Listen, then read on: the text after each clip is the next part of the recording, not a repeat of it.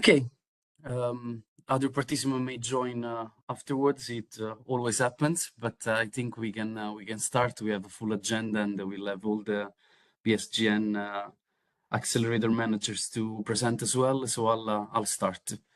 I'm Francesco Liucci, business development engineer. I'm working for ESA in the Department of Human and Robotic Exploration, and I'm responsible for the Business in Space Growth Network initiative. This comprises of 4 accelerators, which are all present today. We're working on in-orbit microgravity markets, as well as lunar-related market with space resources. And the webinar today is about the request for information we've issued for industry, from non-space particular, but also space, and investors to give us their view, feedback, insights on how to scale these markets. We will have an agenda which I will show briefly in my presentation, and then each of the BSGN accelerators present today will provide an overview of their organization, their work with the accelerator, but in particular the specific markets we are targeting, and some examples of the use cases that have been already showing some traction and some validation in terms of commercialization success in these markets.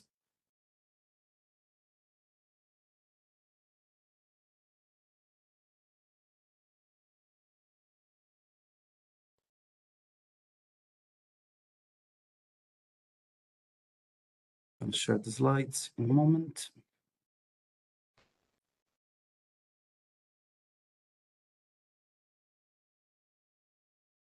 I think you should be able to see it now.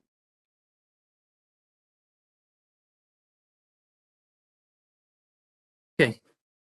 Angélique, before I start, I see your hand raised. No, it's just a mistake, sorry. Okay, no worries.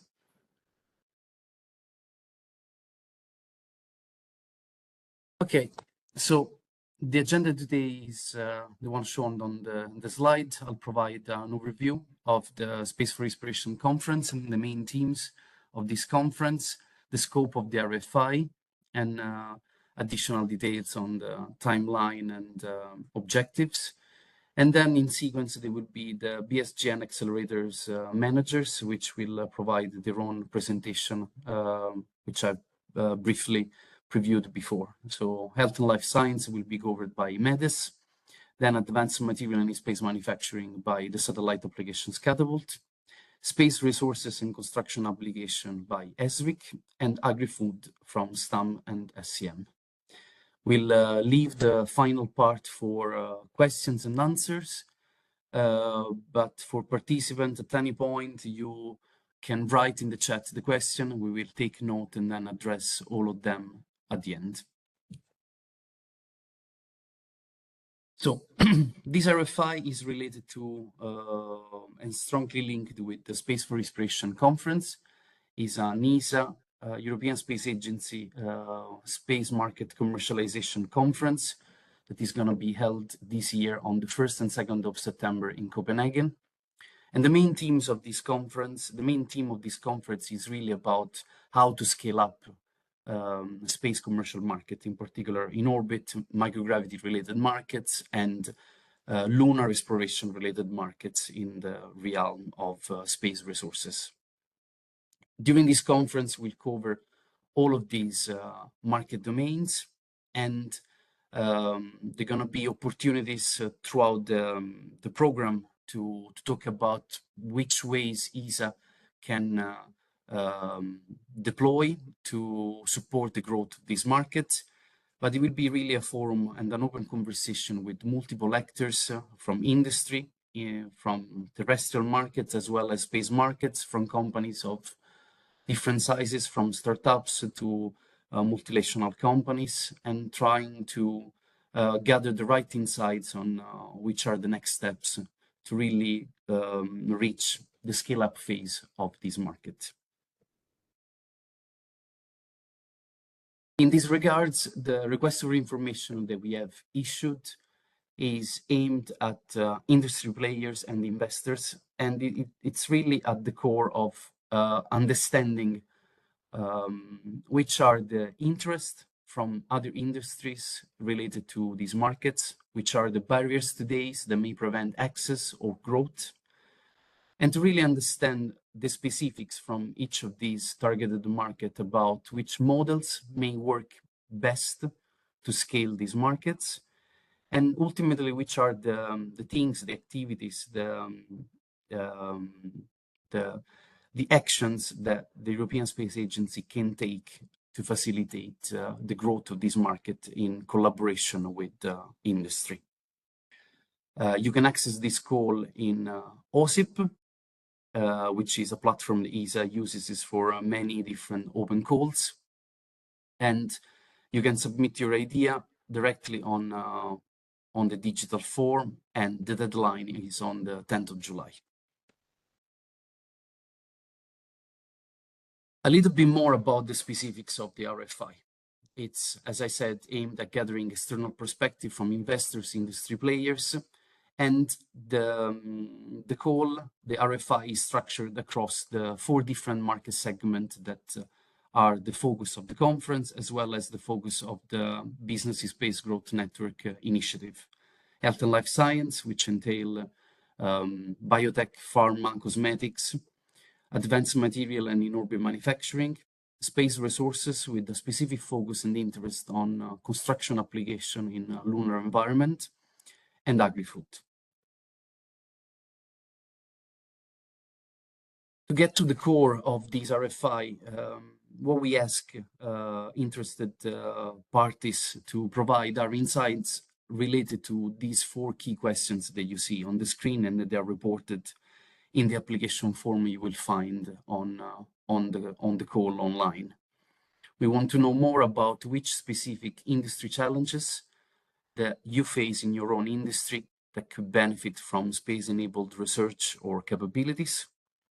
We want to understand if and which kind of barriers prevent companies from engaging today in these markets. We want to understand more about the evidence, the infrastructure, support, or any other means that could ease the commercial engagement in these markets for your company. And we would like also to get some suggestions on what ESA could do to help these emerging markets to move from the current state of growth to a fully mature and scale-up phase. The outcome of the call is that ESA, together with the BSGN accelerators, will assess the responses gathered from the call, and these will inform the workshop that will be hosted during the Space for Inspiration conference that is called Emerging Commercial Space Market RFI, and you can already see it today in the draft program that is available on the BSGN website. We'll select the application that are most worthwhile, and we'll select the respondent to be invited at such workshop, so to be able to open up the discussion about the ideas, the suggestions, and the insights we will gather from the RFI.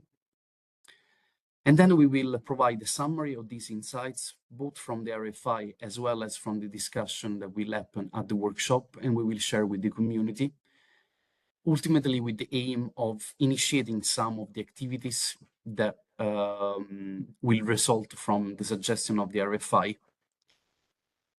Below you see the timeline. Today is the webinar, then we will have on the 10th of July, the deadline for submission. We will assess the response mainly during the month of July, and then we'll contact back the selected responses, the respondent, and plan for the workshop to occur on the 2nd of September, on the 2nd day of Space for Inspiration conference. I want to leave the final 2, 3 slides to perhaps say a little bit more about the scope of these RFI and perhaps the context in which ESA is considering the support and the activities to grow these markets. What you see on the screen are the 4 markets and the entities that are managing the BSGN accelerators today. And the model that we deploy with the accelerators that will be explained in better details by the accelerators themselves, it's to co-fund the implementation of projects selected in each of these markets. So to co-fund and support the possibility for them to reach, in the case of microgravity related market, to reach the in-orbit demonstration, so to reach orbit and be able to validate or demonstrate the R&D or the solution that they intend to develop commercially. And in lunar environment, at the current stage, it's about testing on the ground the solution, and at a later stage, it will be more strongly linked with opportunities to do demonstration in lunar environment. But at the core of this is the intention for ESA to do more and to reach a scale-up phase with a stronger link with industry and industry players that have more clearly identified interest in these markets and with which ESA can collaborate to initiate new activities on top of what BSGN does today and to help reach that growth phase. There are a number of terrestrial market use cases, segments that are related to each of the main themes that are covered by the BSGN accelerators, and the ones that you see on screen are just a few and provided in a very summary form that each accelerator will be able to explain better. But at the core of this, there is the underlying question of asking you via the RFI, which are the other use cases, the other market, the other commercial opportunities that they are native of your own terrestrial industry that we can focus on, and we can help grow, and we can help connect with the opportunities available in microgravity as well as in space resources market. In particular, I think it's important to try to turn the table on a typical approach that perhaps the space industry has traditionally had when facing players, in particular from industry, which are not from space, and they are in some respect not fully familiar with the space industry, which is to say what space industry we can provide, which are the capabilities that are on offer, and then to expect a response from other industry and other markets outside this industry. What we would like to do with this RFI and moving forward is really to gather from market outside space a better understanding of which are the issues, the bottlenecks, the frontiers that they are facing, that they are engaging with, to understand in which way the space capabilities can help overcome these challenges, can help unlock new opportunities, and be of use for the issues that they are directly experienced or the opportunities that they are available in these markets. And then there is also a matter of models, approaches, terms under which it can be structured, a stronger engagement from commercial players in this specific market. We have internally analyzed and discussed at length about different models that are emerging in a diverse set of markets. These range from corporate sponsored challenges, some of which have been implemented also in ESA in some market, for example, in space resources. And this is a topic that's been recently also discussed in BSGN, which is to identify specific challenges from an industry and then initiate an open call with which we ask externally companies and entities to find solution for a particular challenge. There are venture builders, which are more related to the organization and the crafting of new enterprises or new entity that can take up a particular activity and then spin out a commercial entity in a particular market. Open innovation is a very broad term, but in essence is about industries opening their doors to innovation that can come from the outside world, from other entities, from outside that particular company. And this could be done in multiple ways, with collaboration on R&D, with dedicated accelerators, with challenges, or some other form of collaboration between the hosting company and the outside world. And then there is also the cluster, which is a concept and a reality in many of these industries. And there are virtual as well as physical clusters where there can be a focus on particular challenges or issues related to a specific industry, and that could be a mean used in this particular regard to better link the interest from terrestrial markets with the capabilities available in the space industry.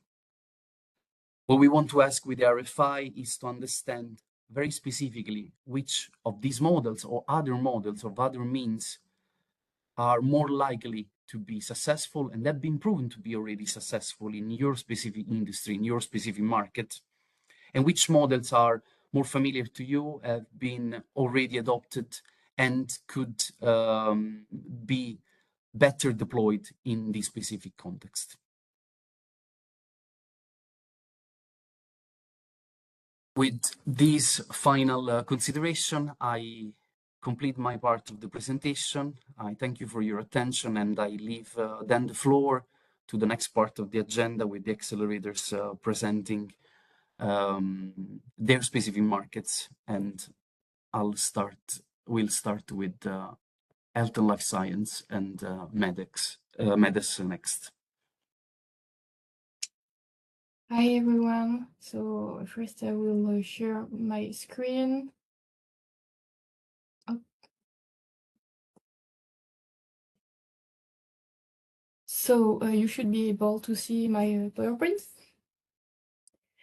So thank you very much, Francesco, to give me the opportunity to present the BSGN Life Science Industry Accelerator and all the problematics that comes along. So first of all, I would like to present MEDES. MEDES is the Institute for Space Physiology and Medicine. So this is a joint venture between the French Space Agency and the French hospitals.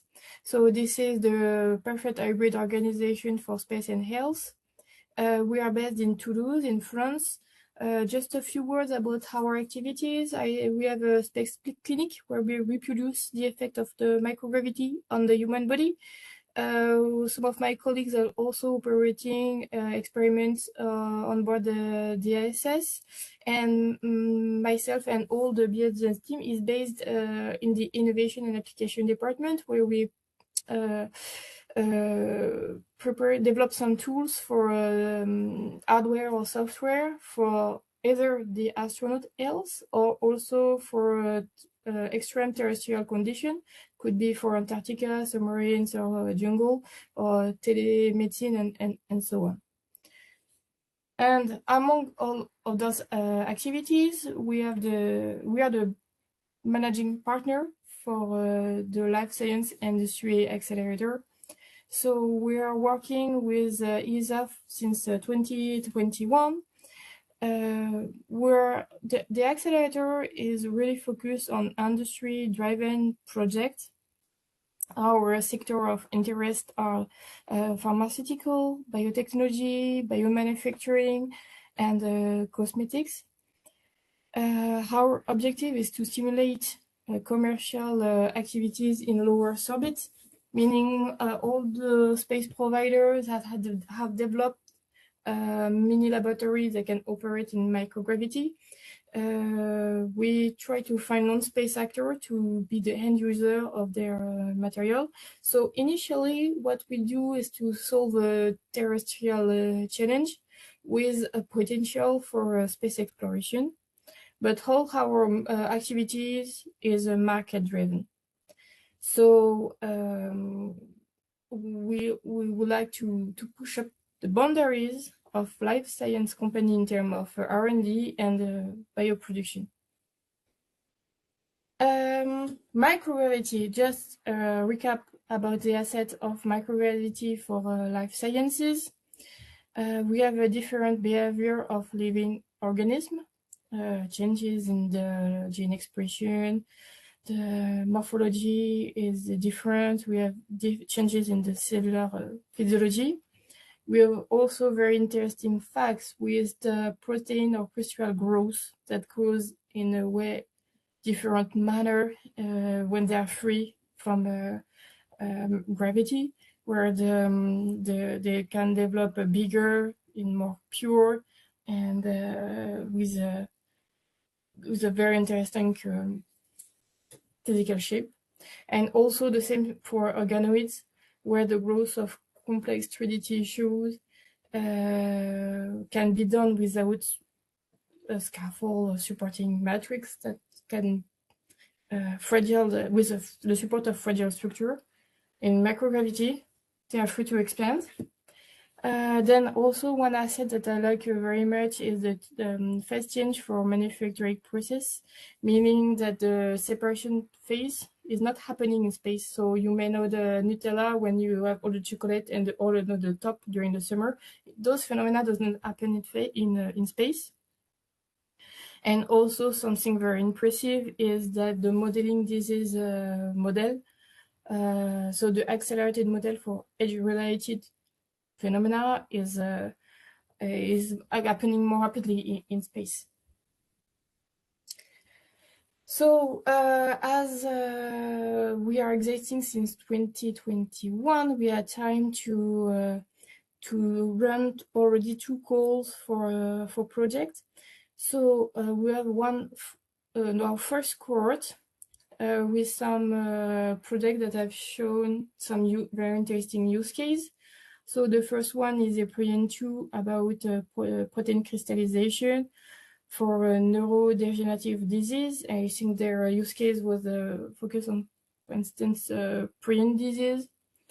They flew already, so that was an Italian project. Then we have a French project named Horus to develop mini labs for vaccine and drug discovery for brain tumors.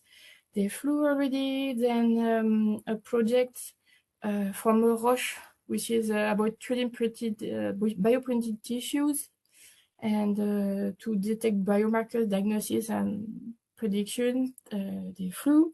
We have also the BioOrbit project, which is very interesting because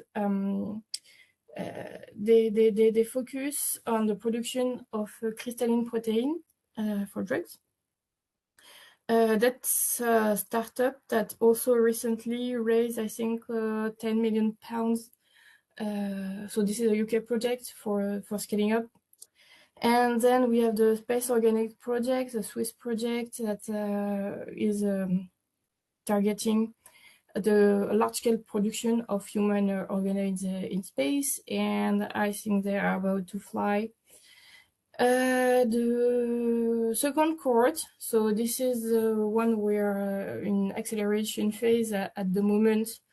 So looking for the appropriate space supply chain and the right funding. We have Priscilla focusing on very interesting on the cilia for cartilage, and they have pact of gravity on this. And another project, MERS Cardio, that's focusing on cardiac 3D tissues. So for the 2 calls, I think for the first one we received about 30 applications, and the second one 22. The second application we all mature, so we had a very excellent application. So those are standalone use cases, and but they have demonstrated the interest for for the microgravity for the life science fields.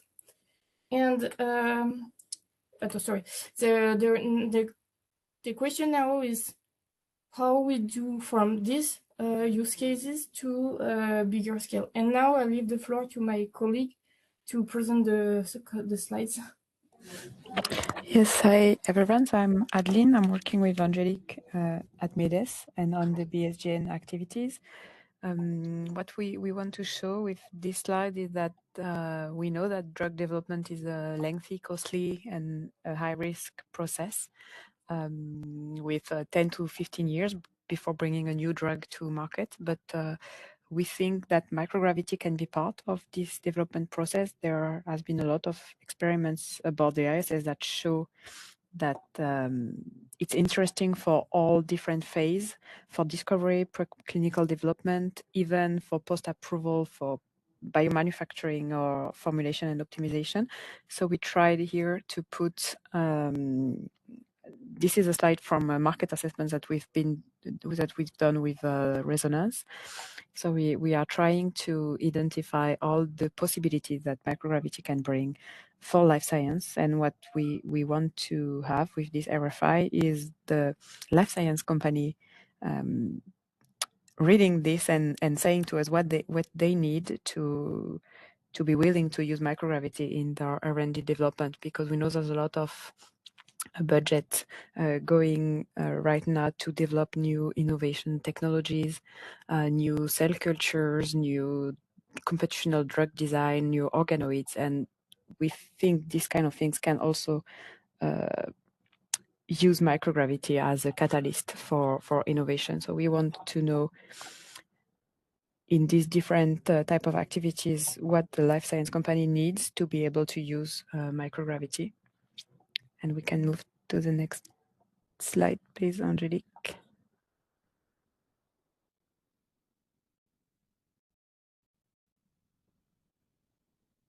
Thank you. So, for example, on the drug formulation and optimization, when we discuss about the crystalline suspension, it's interesting because what we've seen from previous experiment on the ISS is the more consistent particle size distribution, lower injection force, lower aggregate in the solution, and a better dose delivery reliability.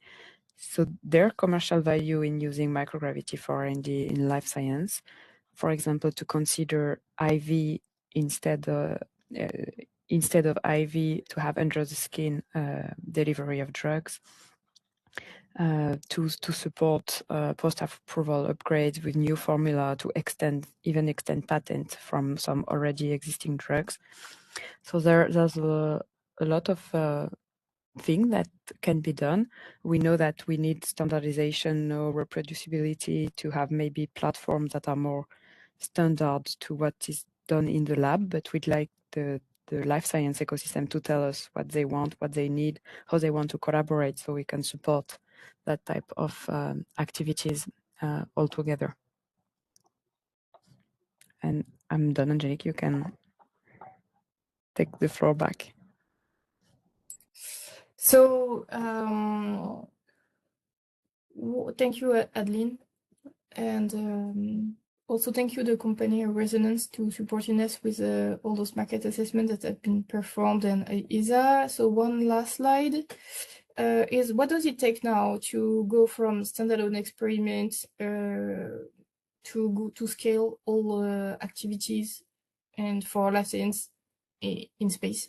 So we know that already that we have to target the specific needs with the best value, but we also know that for big pharma or cosmetic companies or CRO, they also have some ROI pressure where the performance, the economic performance is very important. So those are important constraints. And also thanks to our use cases, we are working on having space supply chain a little bit more pathway to space, a little bit more smoother, but many things can still remain to be done because what we need is to have using microgravity into the an experiment life science in life science or in bioproduction should be as easy as booking any advanced lab material. We're not there yet, but we need definitely to improve that. And also, we are, thanks to our use case, doing some steps for cultural integration among process for developing new drugs or new formula for cosmetics. So what we need to do to integrate microgravity as a usual platform in a scaled manner for future development of advanced medicaments, pharma, biotech, or cosmetic care. So this is why we need your input today. Well, how we can scale up. What are your inputs for scaling up to all of that? And my final slide is just thank you for listening to me. It's not done yet. We're gonna put all those links in the chat. That goes all I've said today about MEDES, about BSGN. We also have here an article that has been published a few days ago about space catalyst for drug development. And of course, you don't want to miss anything. Please follow us on LinkedIn, either MEDES or BSGN. You will know everything. And here the link for the RFI, of course. So thank you very much.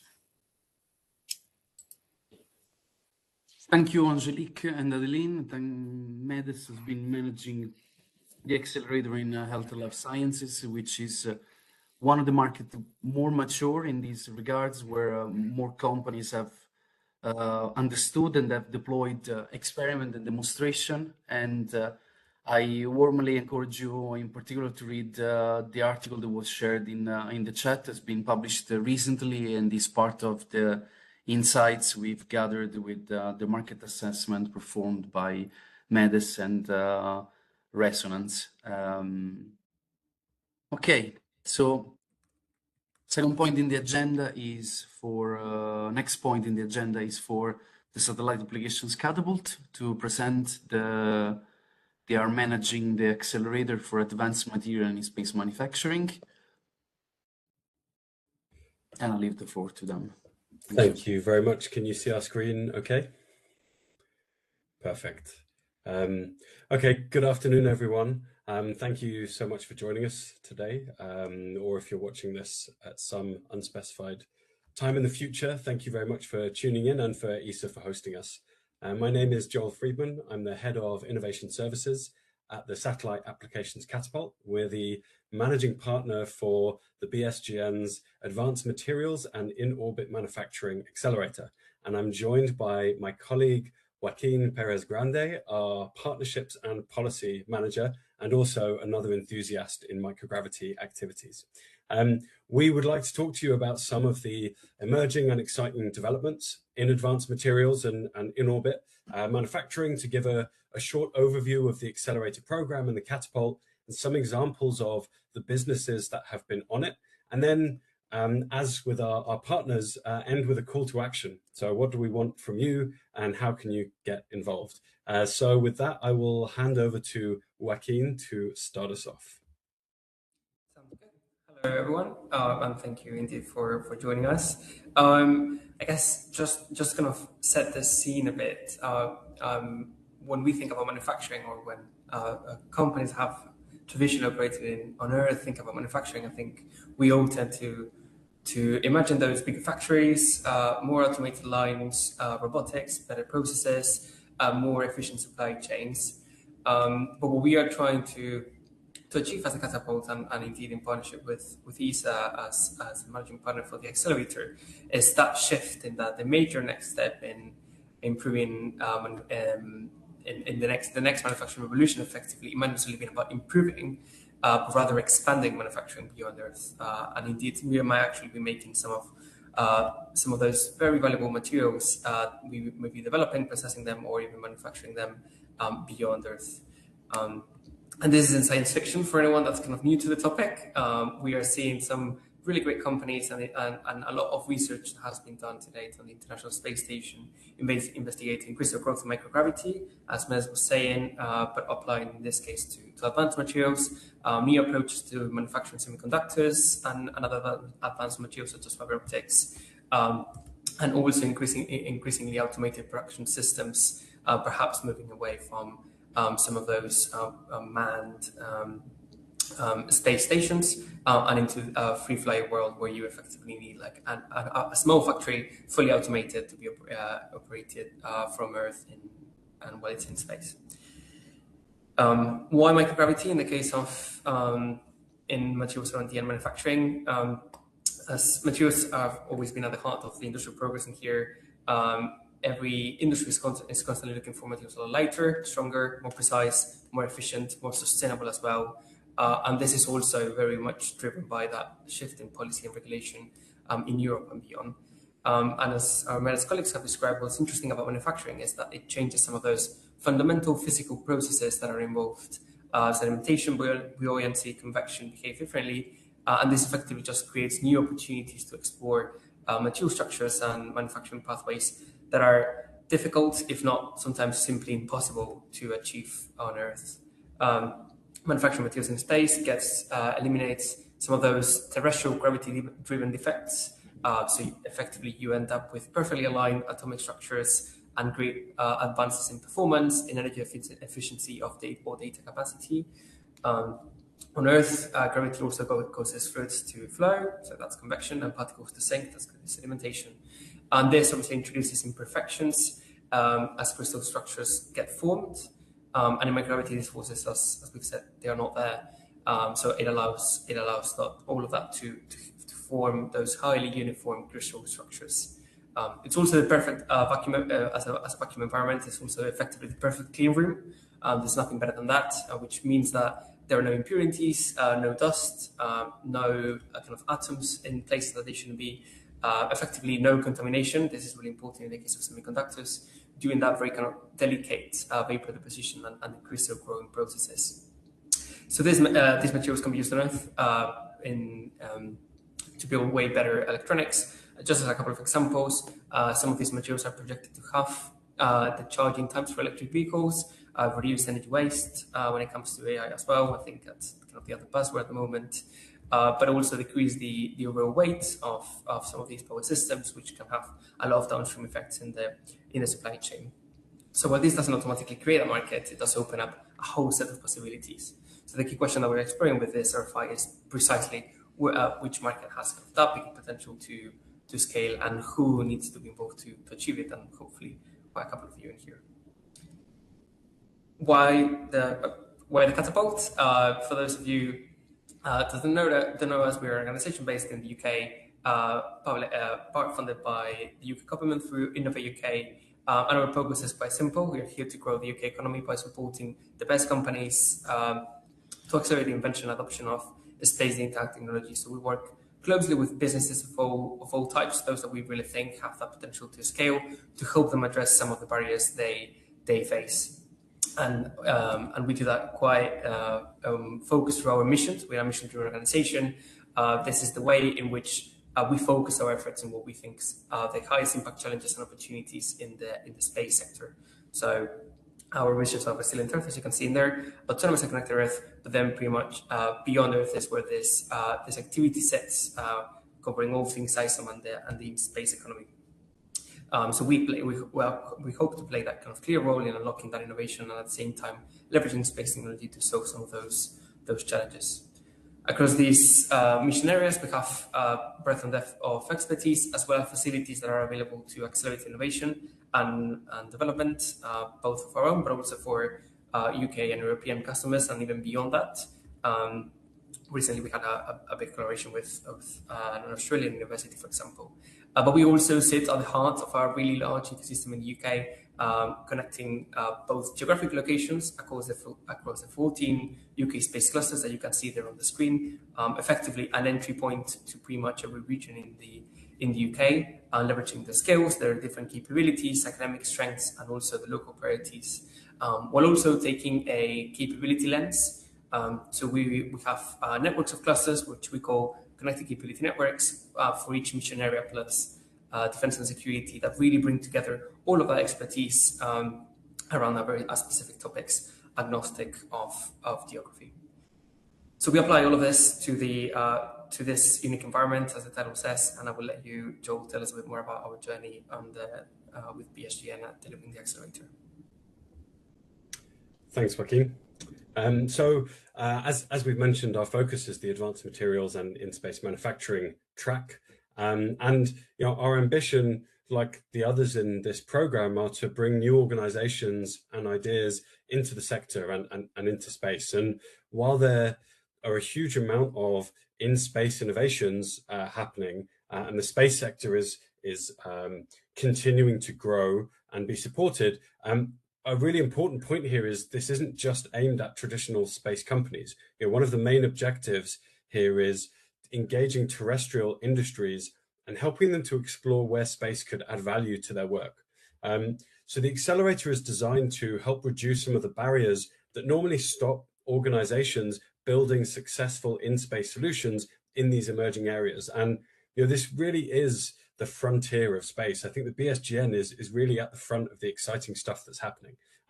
So the accelerator includes support around technical feasibility assessment, business strategy, how to get access to space platforms and test pathways from Earth up into orbit, networking, co-funding opportunities, all of the elements needed to mature new ideas. And we encourage and support engagement of our cohorts to engage with end users, often terrestrial, who could benefit from these new space-enabled innovations. So material companies, chip manufacturers, optical system integrators, lots of these areas that could benefit from the innovations happening above us. We support projects across the maturity spectrum. So there are some where we're giving support to quite early stage academic ideas, trying to find the big ideas of the future. But the bulk goes to those who are getting closer to commercialization, but need flight heritage and validation that their products, the things that can be created, meet the needs of their users and customers.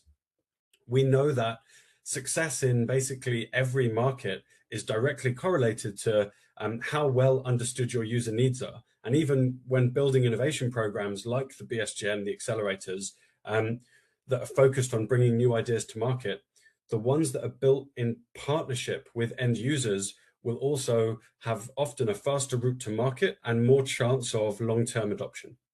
So ultimately, the goal is to help build a stronger pipeline of commercially relevant space R&D and manufacturing activity, and making the sector more accessible to organizations that may never have considered space before. So from a terrestrial perspective, we want space to be just another environment where R&D and manufacturing is carried out in order to create unique value and competitive advantage.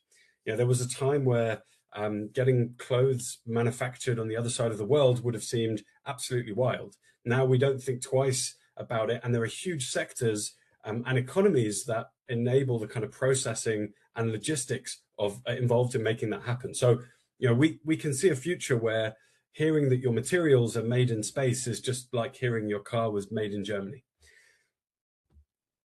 So our three main themes can be summarized as the development of new materials using the space environment, like Joaquin mentioned, for this kind of unparalleled purity and unique crystallization that creates value for Earth-based sectors. And with advanced communication and computation sectors thriving, there is a huge opportunity for this to be a key enabler.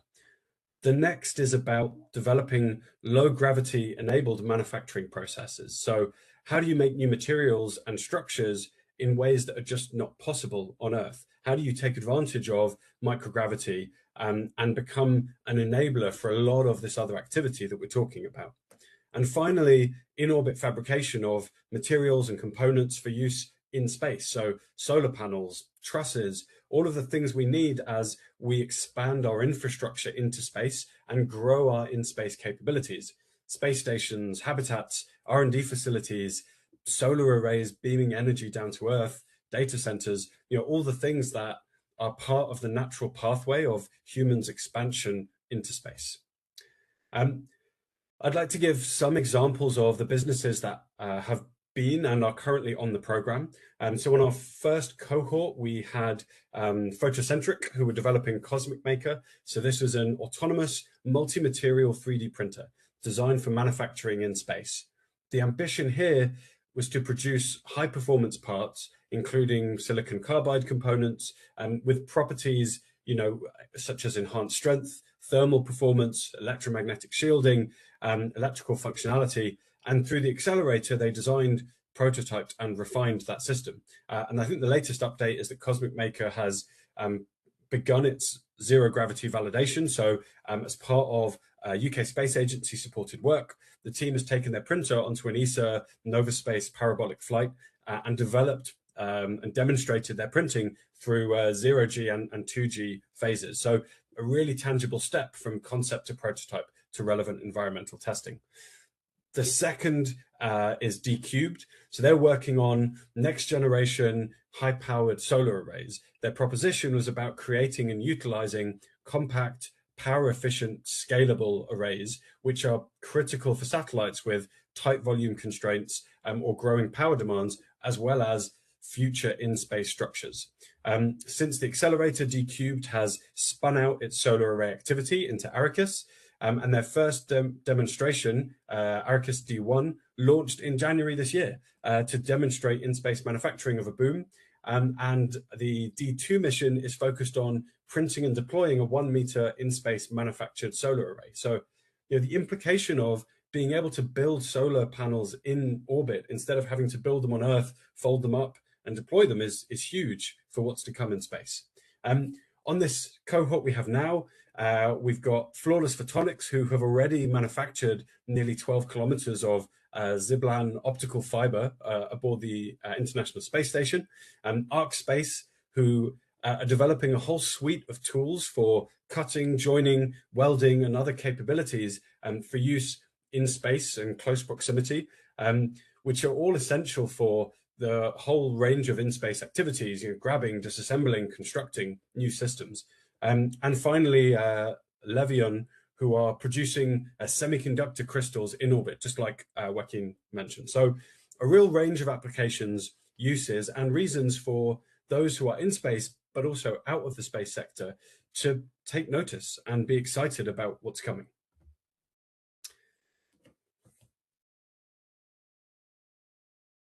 I'll hand over to Joaquin. Oh, I think you might be muted. I was indeed, thank you. Thank you, Joe, for that. I think some of those very cool images and indeed the progress they've made kind of speaks for itself.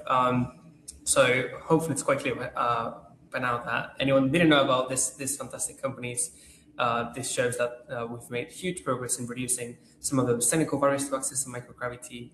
We have launch providers, orbital platforms, and increasing return capabilities. And the most important thing is that a lot of these are basically coming live every month. We know how to build payloads across Europe and beyond, and there is that growing ecosystem of companies offering access to the microgravity environments.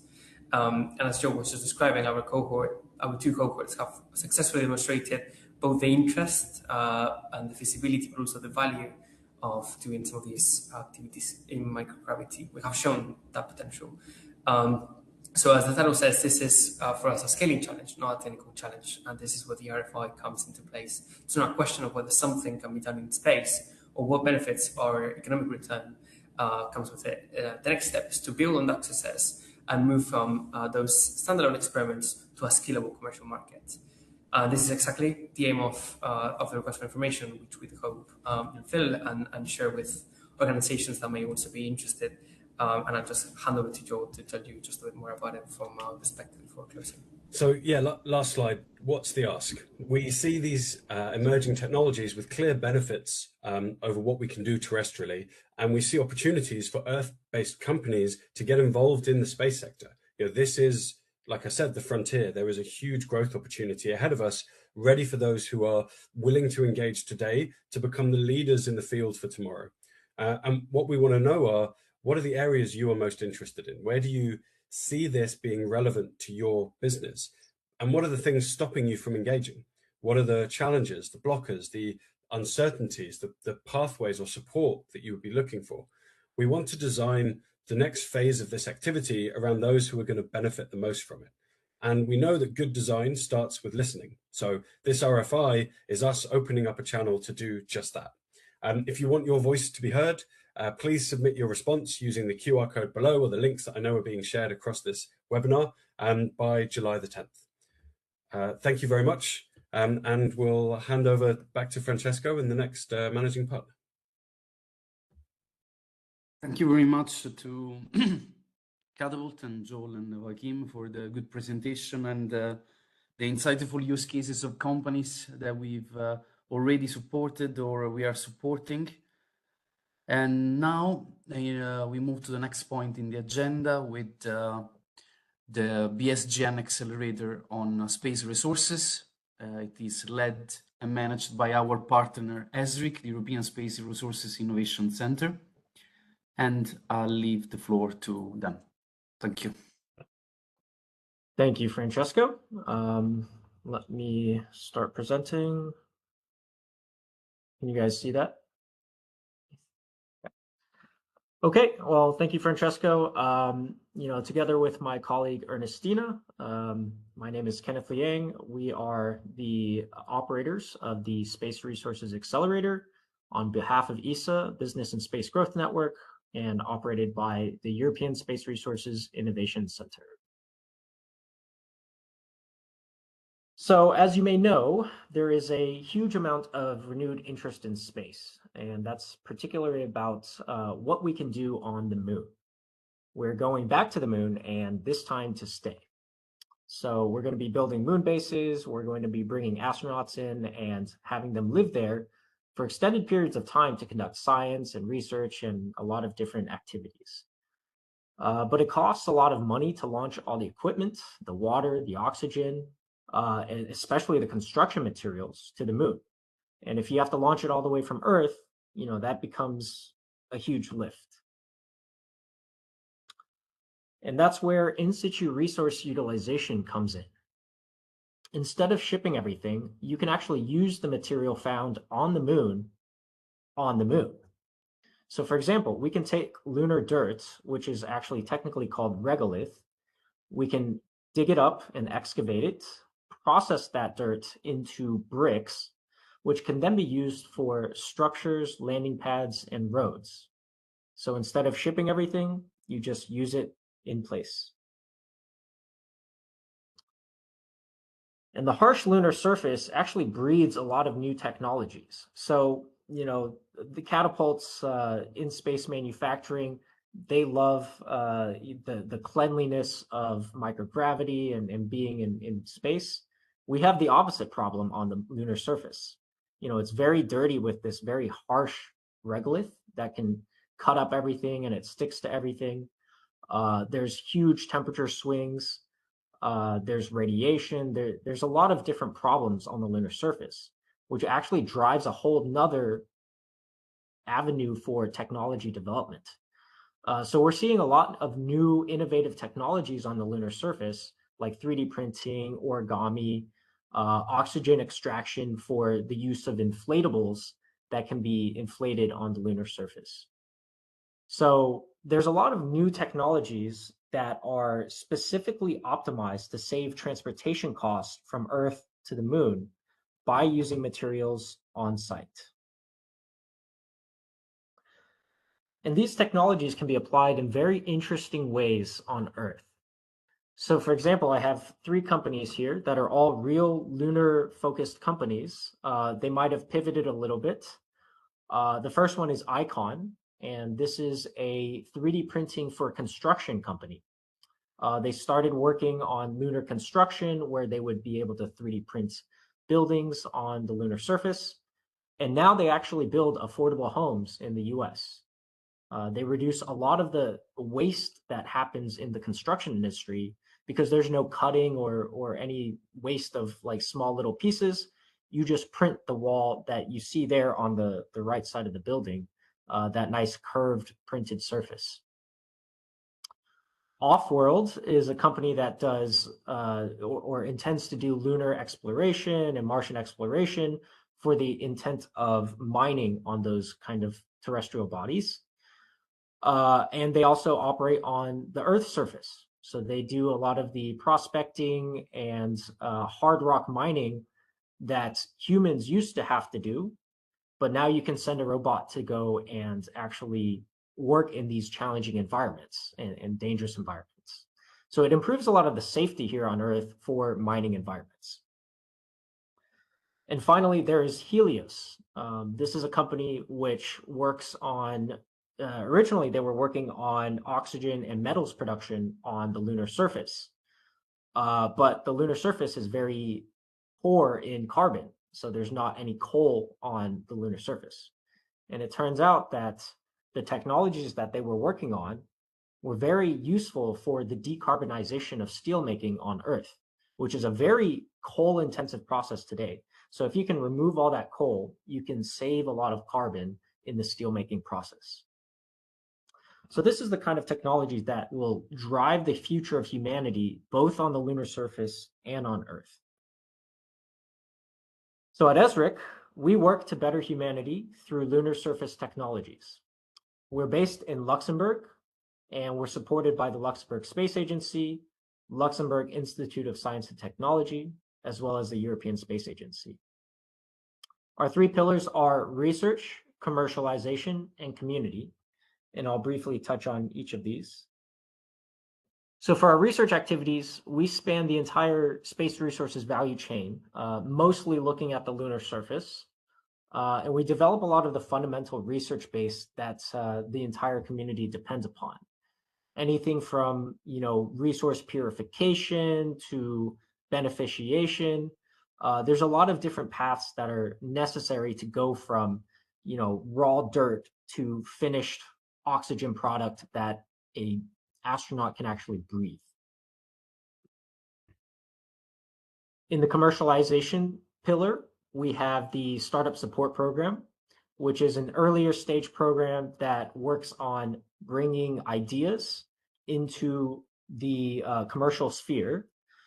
So we have incubated pre-incubated over like 30 to 40 companies so far. And we have these 6 companies which are actually now based here in Luxembourg.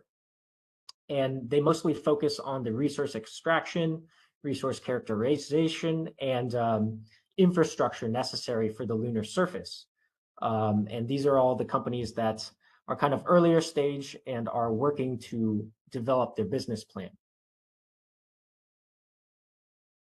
And of course, the Space Resources Accelerator is the other major part of the commercialization program. This is the one where we take more of a mid-stage company, companies which have demonstrated some of their initial technologies, and they're ready to bring it to the next stage. So with some ESA co-funding, as well as some private capital backing those companies, they're able to put together a project which shows that they can go from, a mid-technology readiness level to something a little bit higher on the way to competing for launch space for a lunar payload. So we have a lot of different things like manufacturing, power, and energy movement, all tailored for the very harsh environment of the lunar surface. And lastly, the community pillar. We host the Space Resources Week in Luxembourg, and this is the largest gathering for the lunar space resources community in the world. We had almost 500 attendees this year in May, and we're really excited to see everyone there next year as well. So now we come to the request for information. We want to know how lunar technology can help you. So I have 3 examples here of actually the cohort companies which came through the ESA Business and Space Growth Network Accelerator. So we have FiberCoat. They're looking to manufacture fibers on the lunar surface. but they also manufacture these very cool metal-coated fibers, which save weight for many applications on Earth. And they do this for Earth, on Earth, and it's for construction, transportation, and defense applications where high strength, low weight, and very highly technical fibers are required. Mana Electric is working on power and manufacturing on the lunar surface. They want to make solar panels from the lunar regolith by melting it and turning it into a proper solar panel. But in the process, they discovered that the silicon that they are able to manufacture in the beginning of their process is highly pure. And this is very important for, computer chips here on Earth. So now they've actually spun out another company to be able to manufacture that silicon here on Earth. And then finally, Volta Space Technologies, they're working on power beaming for the lunar surface. And turns out that's actually a very good way to learn how to beam power for drones here on Earth. So for any very heavy lift drones, they'll be able to beam the power to them instead of having very heavy batteries on board of the drone. So these are great use cases for how lunar-focused companies have found the right partners on Earth, and now they're working on successful business cases on Earth as well, using that lunar technology. So we want to know from you how to better bridge that lunar technology to here on Earth. And we asked the same question, how do we scale up commercial markets, specifically for space resources? So we can accelerate and scale up the flow of technology from the moon to Earth with your advice. So please respond to the RFI. We're looking forward to hearing your thoughts. And I'll hand it back over to Francesco. Thank you very much to ESRIC and Ken for the insightful presentation. And from the moon, we move back to low Earth orbit. And the last presentation from today is for the BSGN accelerator on Agri-food. And I'll leave the floor to STAM and Space Commerce Matters. Thank you, Francesco. Let me just share my screen.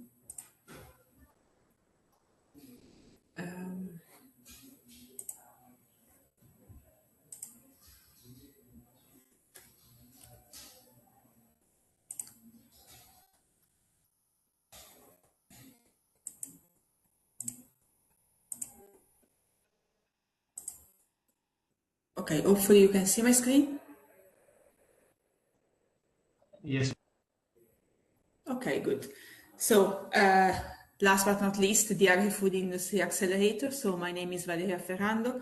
I work for STAM, who is managing the BSGN accelerator for Agri-food together with STM, Space Commerce Matters. So a brief introduction to our companies. First, so STAM is an engineering company based in Italy. We are established since 28 years now. We have a long-standing track record in space projects, working with ESA and in the commercialization of space assets and technologies. We have also offices in Belgium and presence in Greece. We are currently the ESA technology broker for Italy, and we also manage the SPARC funding for Italy as well. And we are also the ESA Incubed Ambassador for Italy, promoting the development of commercially viable services and products in Earth observation. So we have a kind of historic presence in the space sector, but also we have a lot of links with different sectors through our long-standing experience in working with within R&D funding in European context as well. So we complement somehow the, let's say, the knowledge of the space sector with the specific knowledge of Earth type of sectors like agri-food, for example.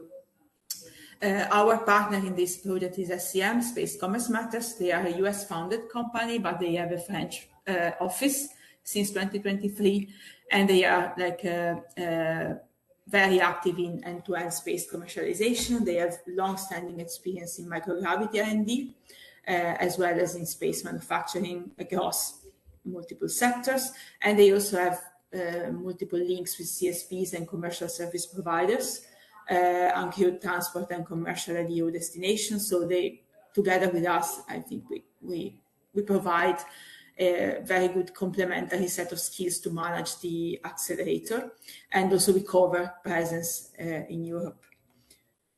So as said, we together we manage the BSGN Industry Accelerator for Agri-food. Differently from the other 3 accelerators, we are kind of new and young in terms of acceleration. We just kicked off our activity in end of May. So we are kind of in the early stages of the process, but as the other accelerator managers explained, the goal of the accelerator is basically to bridge the terrestrial market with the space capabilities, especially for non-space actors. So in agri-food, for example, the idea is to bring together different areas, so startups and companies from the agri-food sector who have like innovative ideas and they have challenges, together with universities, for example, who have like expertise and knowledge and skills.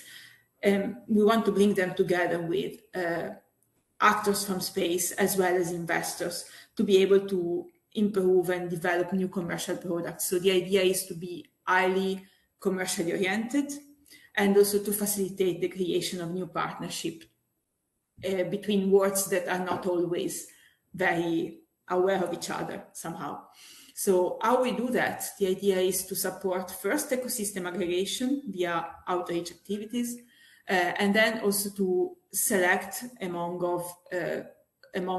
all the, let's say, the companies that we will engage with the outreach activities, select the most promising innovators in terms of companies to support them on a one-to-one acceleration process through technical mentoring, business coaching, and also matchmaking with commercial service providers to be able to bring them closer to the, let's say, to fly with their experiments, and also, of course, besides that, supporting them in accessing funding, either from ESA, but also from investors and private funding. So for agri-food, there are a few like trends that can support and are like creating the right environment, let's say, for these acceleration activities. On one side, we have like commercial space infrastructure is expanding, and this, of course, makes let's say access to these facilities easier and cheaper in a sense, but also like the agri-food sector has a lot of challenges that brings innovation in terms of crop resilience, new, let's say, sustainable food production, and also we have like the biotech revolution, so a lot of like new proteins and food components are like are being studied and created, and so biological processes can be really important in this area. Also, investors are looking for new technologies and something different to invest in, and this can give the fact that agri-food sector can invest in and play a role in the space. Together with space is bringing competitive advantage, definitely, and also like there is a so-called dual market opportunity. The fact that innovations can developed on Earth can be used in space long-term missions and vice versa. So there is a dual, let's say, market innovation pathway that creates even more opportunities for companies. So in this context, for a sector like agri-food, the question could be how microgravity can help, how microgravity can create value for companies. So as my colleagues explained already, microgravity enables the study of biological processes in ways that are almost impossible on Earth. And it also enables different mechanisms to be unlocked. And I think for agri-food, there are like crossovers with somehow life science, but also with materials and processes. So, for example, gravity-driven convection and sedimentation can be eliminated in microgravity, and also like microgravity can reveal fundamental biological mechanisms that can be exploited to study specific, to derive specific innovations. Examples could be, for example, I don't know, in crop science, understanding how specific microbial studies can improve the resiliency of crops in extreme climate, for example. Or, for example, we can study alternative proteins to enable next generation of sustainable protein sources. And this is very relevant for food production and also for food production in space and for food use in space. And this goes over with space life support. So if we develop closed loop systems, this can support life beyond Earth. So it's the dual market opportunity. Another example might be food safety. So how we can improve food safety through advanced microbial insights, for example, or even developing new type of functional ingredients that are enabled by microgravity studies and can definitely improve health and nutrition on Earth as well. So these are just a few examples of potential applications, but more could actually emerge from either the market analysis that we are doing as the accelerator now, but also from the RFI. So we want you to let us know what are the challenges that you could actually address with microgravity. And that's one of the goals of the RFI as well, to collect these insights. So let's go through 2-3 use cases. So to understand how in practice companies can benefit from this link with space. So one example is fermentation and biomanufacturing. So in this case, microgravity can provide an environment in which you can study microbial behavior, for example, and look how microorganisms grow, interact, and adapt to specific gravity-driven convection, without gravity-driven convection, so in specific conditions. And this can affect, of course, as I said, food safety, or even food of the future production. For example, you can look at how, for example, proteins can be produced differently and produce different types of proteins, grow faster. From processes perspective, you can look at bioreactor performance, for example, so to optimize the bioprocesses for higher stability or scalability. So there are many industries that can actually benefit from these studies, and examples are, for example, food industry, bio-based chemicals to start to understand how you can create more sustainable alternatives to petroleum-based chemicals, or for example, in terms of probiotics, for example, how these probiotics can support human health and well-being. So all these type of industries can benefit from these studies. An example of a company that was participating to the first phase of the accelerator in agri-food is Astrobiome. They basically develop microbiome-based solutions for sustainable food systems and also to improve human health. So they were able to, with their own project, to progress from concept development to ISS experimentation in 2025. And basically they studied on the ISS how microgravity could be used to study specific microbial behaviors, and this unlocked new opportunities for product development in terms of food that can be used either for terrestrial applications but also for space missions. Another interesting use case is related to food systems and circularity.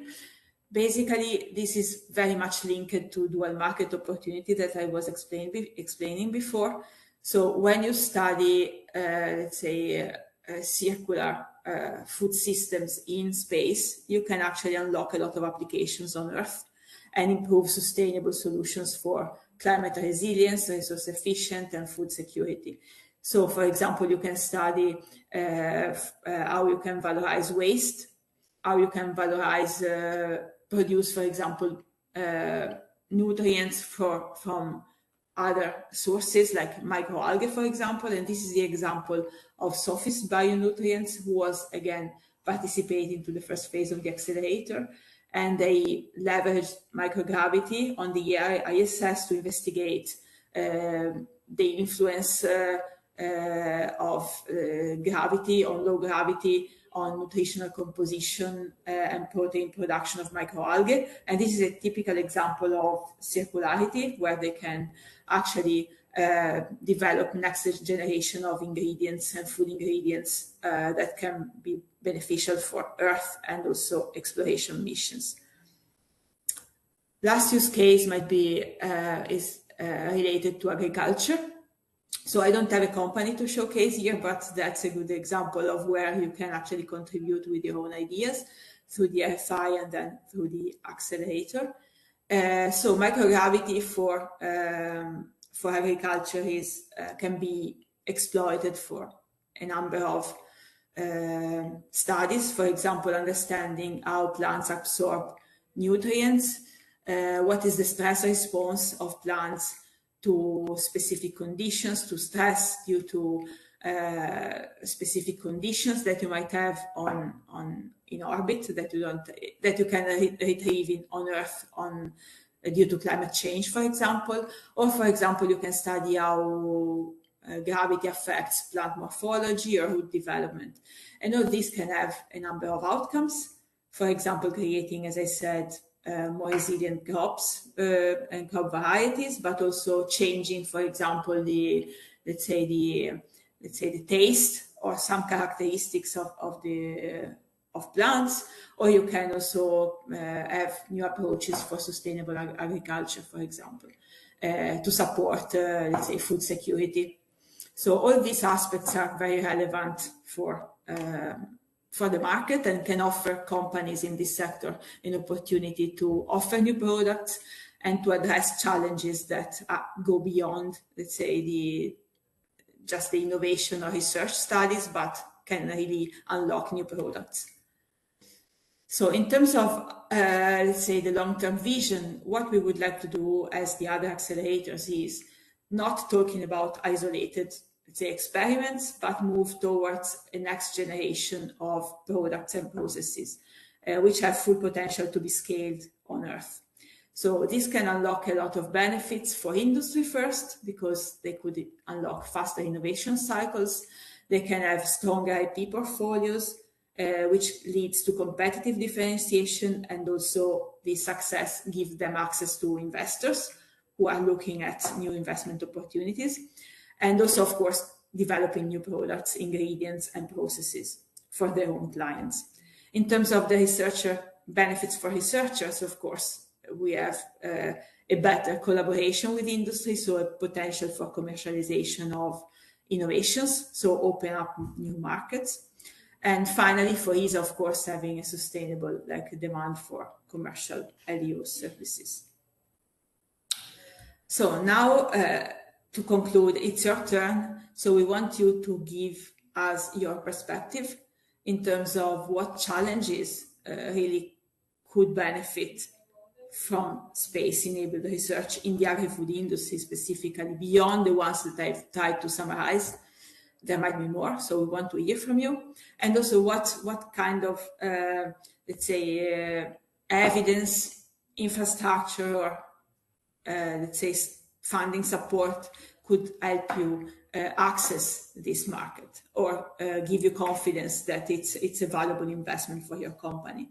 And what are the barriers that you actually face now and your sector face now? So we want to know also how ESA and the accelerators can help you accessing this research, and also bring this from an isolated experiment to a scaled up new commercial opportunity. So we want to hear from you, and we recommend you to apply to the RFI and to submit your ideas.